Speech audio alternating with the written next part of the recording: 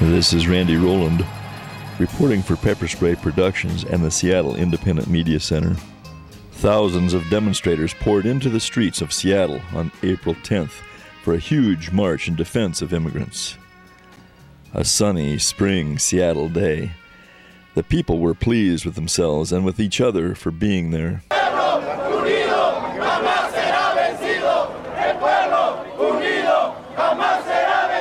Springtime for a people, glad to be seen, after a long winter of servitude and invisibility. Back home, it was Semana Santa. On that day, in Seattle, it was springtime for dignity. The spring in the demonstrators' steps was no doubt in part satisfaction of seeing so many others present. The mayor from the stage said that there were 25,000. Other sources, including corporate radio, estimated the crowds as twice that number. Families spanning several generations marched together. For many, it was probably their first initiation into political life, their first time to march for anything in any country. People kept stopping to look back and get a glimpse of the sea of demonstrators stretching in front and behind them as far as the eye could see. There was a sense in the crowd that history was being made. They were pleased and proud to be there, proud to be participating at a critical moment, proud to be one of so many in attendance, proud of the possibilities. Pride, in a new sense of political strength, rippled through the crowd like a teenager admiring newfound muscles while working at his first job. Long oppressed by legal category, by class, and by ethnic origin, long overlooked and ignored, long taken for granted, they have all suffered the pain of being essential but unappreciated. On that sunny Seattle day, they marched, happy and proud. It was a pride parade in every sense of the word. It was a chance to see and be seen. It was a chance to show one's children how to have political life and political power. It was a chance to change the world. American society is changing.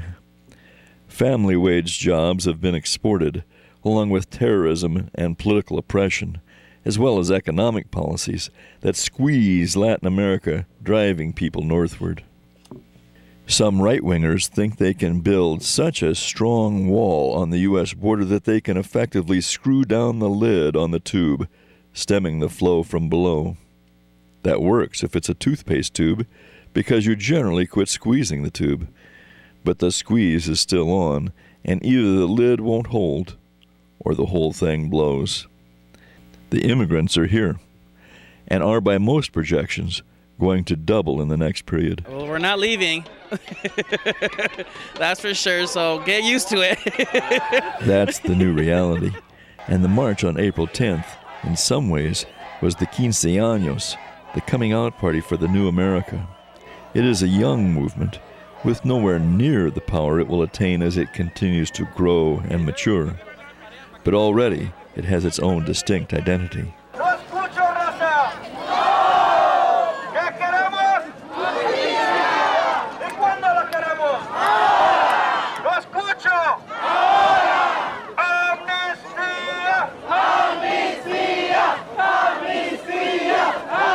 In Mexico, the immigrants are seen as heroes and saviors who send home money at such a rate that it forms a significant and much-needed part of the Mexican economy.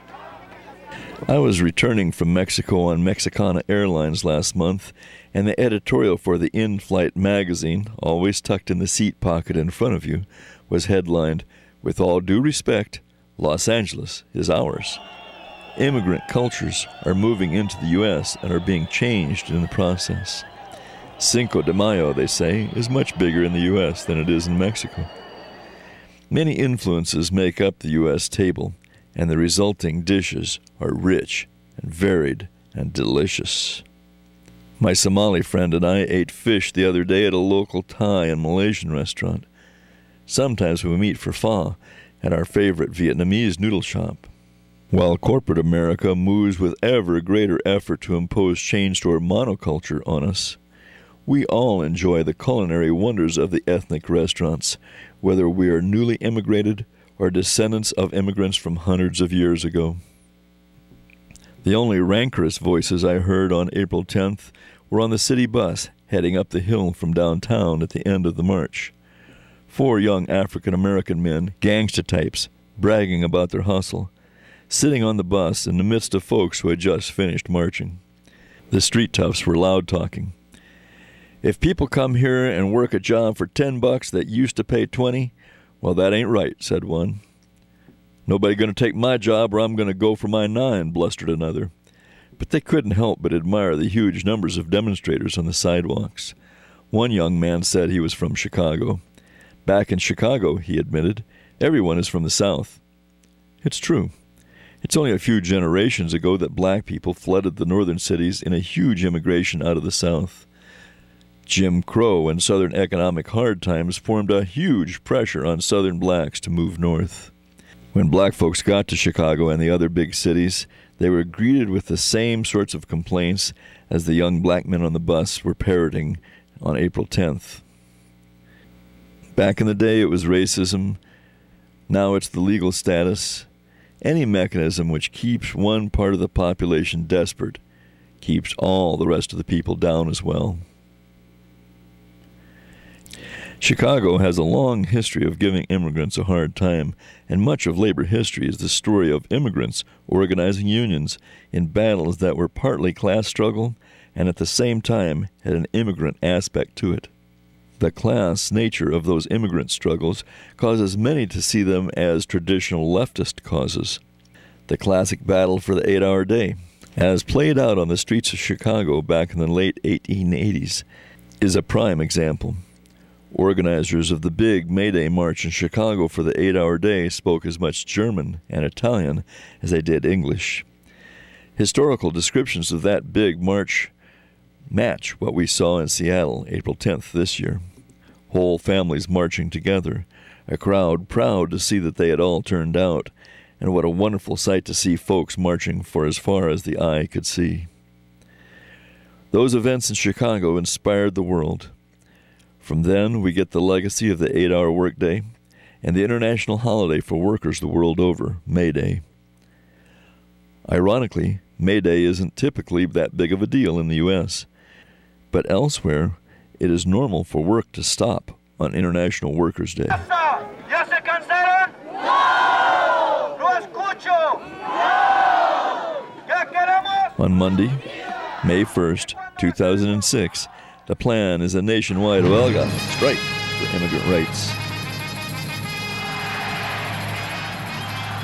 That if they think that we are 11 or 12 million, it could be more, it could be 20, it could be 25.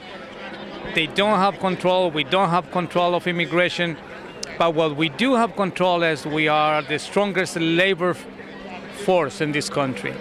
That's one of the points that we're trying to make right now. It's a big, big population, and I don't think they realize what they do in the fields or behind the scenes of restaurants and everywhere else. I mean, we're a big part of it, and people don't realize it.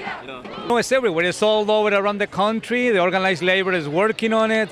So we hope to see, hundreds of thousands throughout the country, millions. Hopefully we can show not only 11 million, we can probably show 50 million striking out of work, so the Congress and the Senate and also the President can see the effect on the working labor, the working force.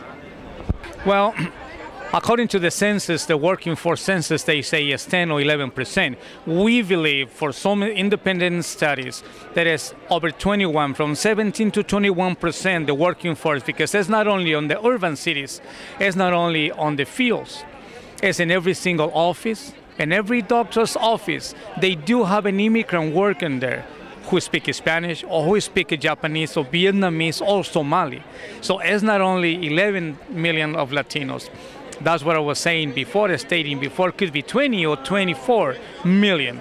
So it's not, I really seriously don't believe that it's 11%. I'm almost positive and certain that the independent studies are more accurate than the long studies that they have done. So to me, it's between 17 and 21%. So if we can put that in a context of millions or billions of dollars that we produce every single day and every single year, just think about it, the impact that we're going to cause on May 1st. With 20% of the workforce of America at least talking of a one-day walkout, there is the potential for a real slap in the face to those who think that the U.S. can do without its immigrants. The plan is to flex a muscle on May Day. For all those who have dreamed of a great May Day march, now is the time. May Day is being brought back to its country of origin by immigrant workers. May Day this year is going to be a muckahaya that makes the days of April look like a warm-up exercise. If you don't like us picking your strawberries and cleaning your offices, do it yourself for a day and see how you like it then. May Day is the next big thing. All this couldn't come at a worse time for President Bush. The immigrant battles are opening up another front against the American ruling class already bogged down in the quicksands of a hopeless war in Iraq. As almost unimaginable numbers of immigrants fill the streets, coming into political life, many for the first time, the rulers are already asking, what are we going to do if this doesn't all settle down and if these folks don't go back to sleep? With the sleeping giant awake, with his own right wing splintering over both the war and immigration, Bush stands on wobbly stilts. Well, this is a good example for the future generation, because if we don't start to do nothing, they doesn't go to do either. So we have to start. That's why we are here. Those millions in the street are not the same millions in the streets protesting the war, but the anti-war millions and the immigrant millions all share similar opinions on both issues. Saturday, April 10th, the people were smiling, pleased to be alive, pleased to be here, and especially pleased to be in the streets in such large numbers. The future is bright, though the road is tortuous. Around the world, the oppressed must be cheering as they fight to lift the imperial boot off their neck. In the belly of America, there are fresh forces in large numbers throwing themselves into the battle. May Day is the next big thing. Now here's a piece we did on May Day a few years ago.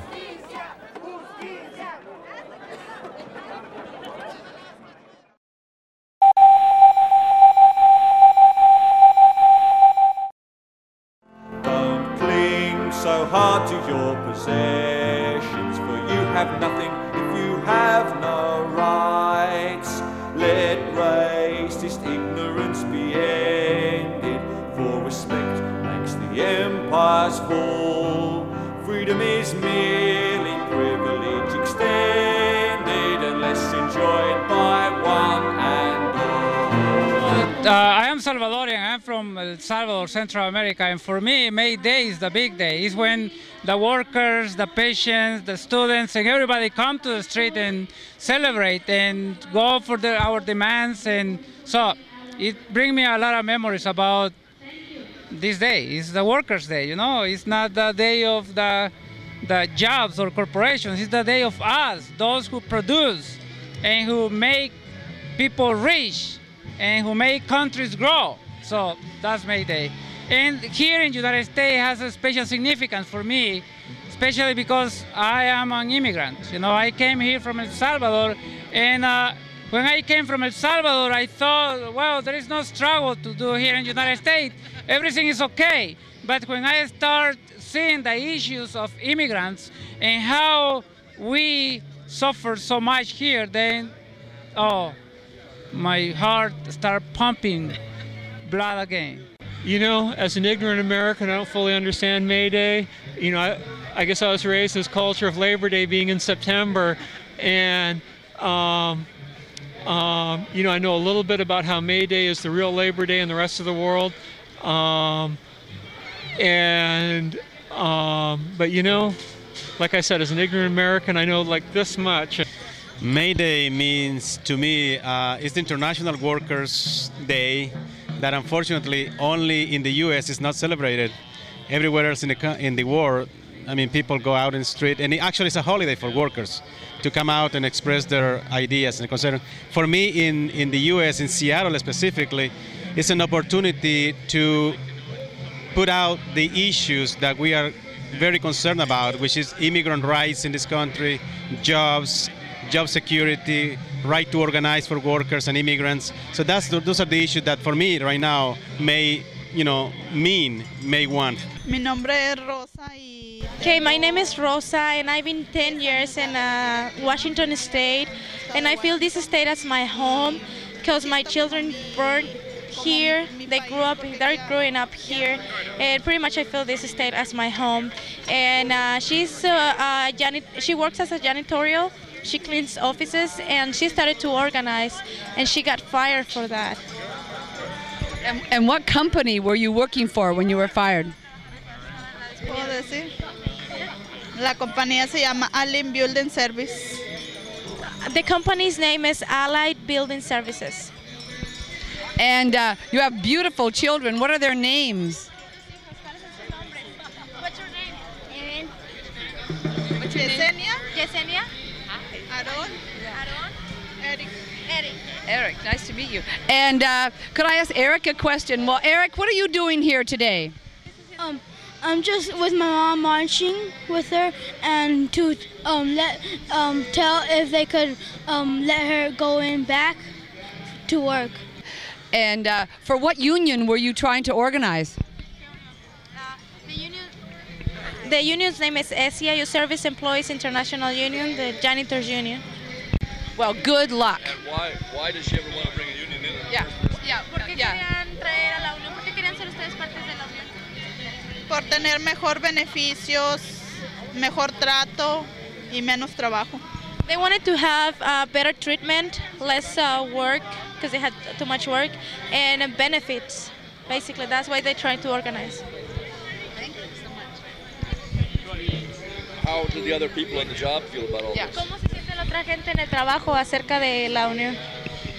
Pues ahorita ya no se siente a gusto porque ya sabe que pueden ser despedidos de un día a otro, pueden ser despedidos como me despidieron a mí. But they don't feel comfortable because they feel that one day to another they can be fired without a reason, just as she got fired. And who is helping you struggle to get your job back? ¿Quién les está ayudando para agarrar su trabajo de regreso? María. Well, basically it's the union, Service Employees International Union. And what specifically are you doing to help Rosa? Well, we're doing rallies with the picketings to the company. And Washington State is illegal to get fired because they're trying to organize.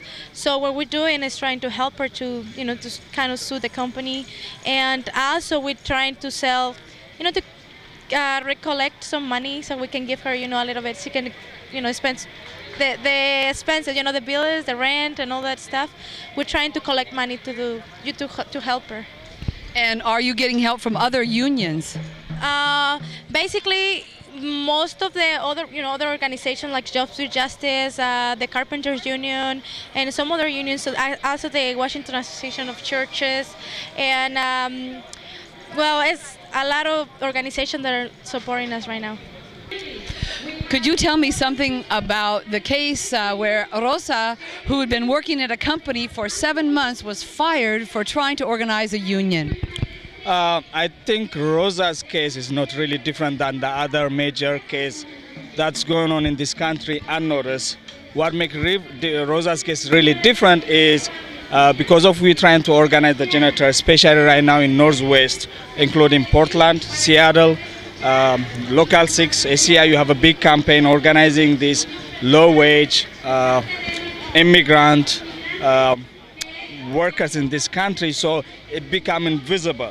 But there is hundred or probably thousands Rosas in this country who are treated really poorly and probably subjugated in the slave condition in this country, but going on unnoticed. So the campaign we're trying to do, Justice for Janitor, is trying to publicize this issue, which is the corporate media are not touching it right now. So Rosa's case probably will put a face and a story and the man behind it, but it will not going to be unique. And so you're telling me that nationwide that there are workers who are being fired for trying to organize unions? Oh, that's real. I mean, every day. It's not just in this kind of industry, but everywhere, from bottom to up. And I mean, probably May Day is not celebrated in this country, but May Day is alive because workers in this country are treated really poorly. So it will be different than it was 100 years ago in Chicago, but May Day will be celebrated. The cause will be still alive.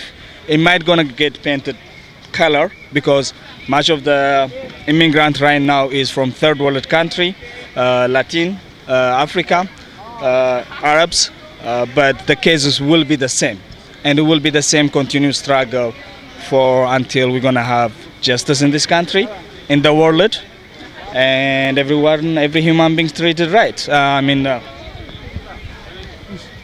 Like that. Well, do you think that workers in this country who may not be immigrants will be inspired by these immigrant workers who dare to try to form unions on their job? Yes, and there's a lot of people today here which are supporting these campaigns, these initiatives. Much of the immigrant, because quote-unquote illegalized, they might not gonna come to this kind of protests because in case the police is gonna riot or in case the INS is gonna come take them. But much of the people who are coming and supporting this movement are people actually who are born in this country, which is their support is very important. And probably these people, the connection from the May 100 years ago will be this struggle. May Day to me has taken on a lot more significance since I have learned about the struggles in Latin America, and especially in El Salvador. In Latin America, as you probably know, May Day is a huge, huge holiday. People from across the spectrums come out to hit the streets in all of the major cities in Latin America. But in the last few years in the U.S., I understand that it's been becoming more and more significant to people. And that may be because of what's been happening globally in terms of corporate globalization and resistance to it.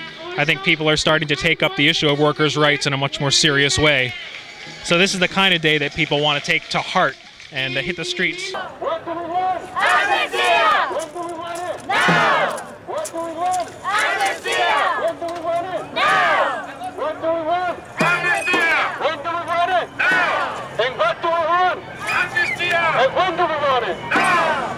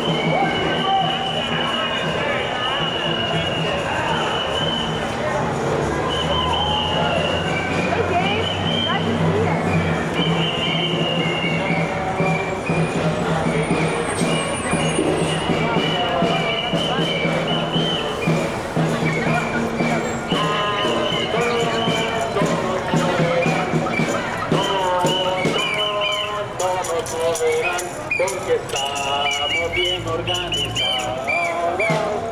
no nos moverán, ni la policía no nos moverán, ni la pinche migra no nos moverán, porque estamos bien organizados, no nos moverán.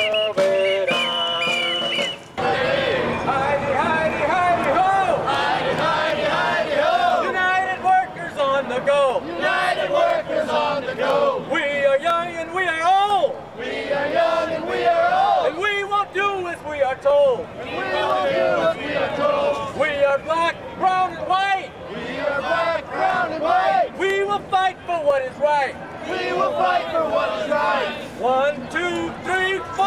1, 2, 3, 4. We will stop imperialist war. We will stop imperialist war. 5, 6, 7, 8. 5, 6, 7, 8. Just say no to the police state. Say no to the police state. Hey, hey, hey, hey. Hey, hey, hey, hey. May Day's our day. May Day's our day. Bueno, yo creo que el mundo sería mejor si todos respetáramos los derechos de todos los demás y viviéramos en un mundo de armonía. He thinks that the world would be better if we all respect one another's rights, and that way we would be able to live in harmony. A better world is possible only when workers have the right to participate, have a voice at work, have a voice in the community, have a voice in politics. Otherwise, really workers have no voice, and it doesn't mean much, because just democracy in general doesn't mean nothing unless the workers have the right to express themselves and have a full participation, not just in politics, but also in the sharing of the wealth. That is the main thing. Well, I think one particular in this issue of immigration, it will be to understand between different cultures and races, and to not be frightened for strangers.